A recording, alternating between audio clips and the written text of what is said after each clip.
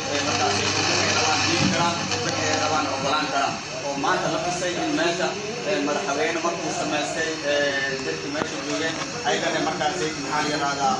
doortay madaxweyne kale iyo xildhibaan kale insha Allah haddana waxaan ku soo dhaweynayaa Mr. Abdulqaadir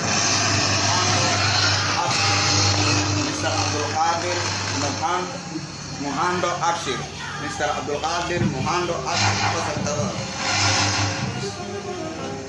Assalamualaikum warahmatullahi wabarakatuh. Waalaikumsalam warahmatullahi wabarakatuh. Selamat datang di Bismillahirrahmanirrahim. Selamat kadib waxaan leeyahay waa sida shaqeeyada hore oo ay sidoo kale qodobada kusoo Ismail kagena waa in shaqada sida ay xaraf ku shaqeeyaan haddana anigu meesha waxaan dowladda federaalka aan ku taageero hilaha meesha ay geysay qodobada ilaaliya sida ku shaqeeyaan dadka dibooyinka aad u taageeraya qodobada afar ay ku taageero wixii ay sameeyay badalka iyo ruuba waxa shaqada ay ku taageeraan dowladda Soomaaliya dowladda waxa ay geysay hilaha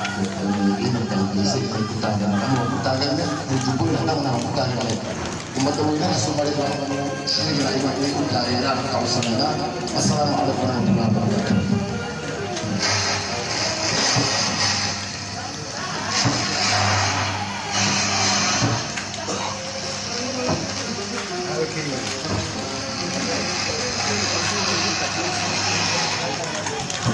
يا مدن عبد القادر أبو بكر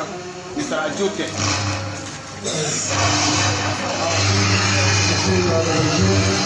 بسم الله الرحمن الرحيم مولى ريال المروي لما وسلامين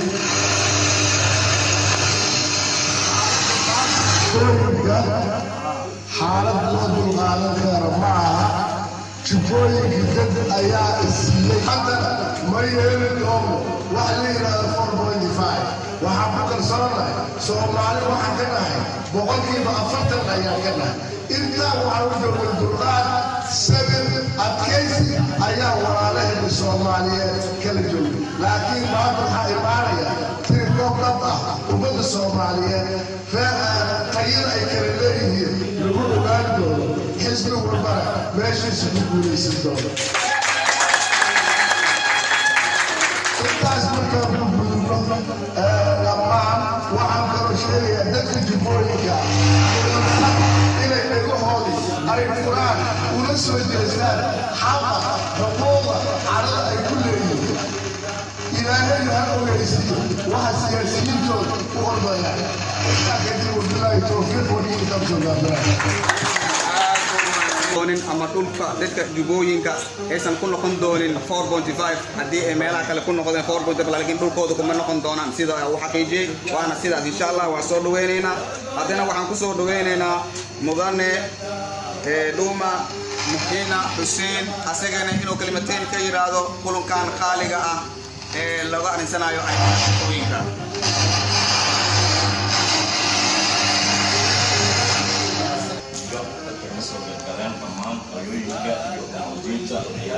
siyaasiyiinta beesha ka soo jeeda jubooyinka ayaan salaamaya waxaan leeyahay assalaamu calaykum warahmatullahi wabarakaatuh salaam kabacdi aad ayaan ku faraxsanahay inaan arko bulsho ka soo jeeda gobolka deegaan ah inay wada kulmaan ay ka hadlayaan ayahooday ka wada ay ka hadlayaan aad ayaan ugu faraxsanahay waxaan isleeyahay dadka soo abaabulay shirka iyo madaxdooda iyo dadka kaleeto dhalinyarada iyo hooyooyinka waa inaan mar walba gacan la siiya dadkan soo abaabulaya shirka noocan oo kaleeto oo laga hadlayo ama laga hadlayo horumarka gobolka deegaanka sababtoo ah muddo badan 1990 iyo hadda ayaan dhibaato ku jirnaa dadkeena dhibaataysan sidii looga bixiyo dadkeena dhibaatada laga soo saari lahaa iyo sida aniga horumar u gaari lahayn ayaan aad ugu faraxsanahay waxa kale aan ka hadlayaa